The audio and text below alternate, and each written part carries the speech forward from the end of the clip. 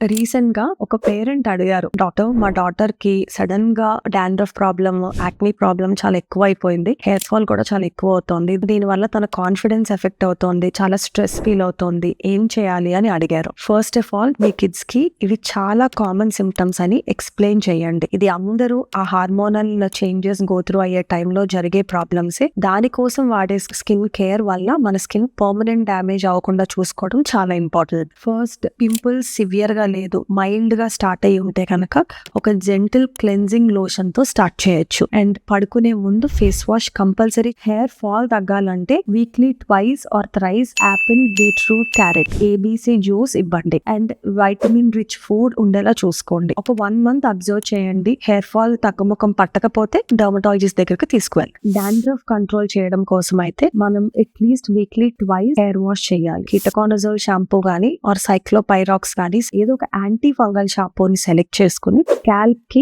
Hair wash కి వెళ్లే ముందు ఒక 2 minutes to 3 minutes contact time వదిలి వాష్ చేయాలి. ఇప్పటికి కూడా ఏమీ రెస్పాన్స్ లేకపోతే కనుక అది డాండ్రఫా, సెబోరిక్ క్యాపిటిసా, లేకపోతే సీబోసోరియాసిస్, స్కాల్ప్ సోరియాసిస్ అనేది ఒక డర్మటాలజిస్ట్ ఒపీనియన్ తీసుకుని రూల్ అవుట్ చేయాలి.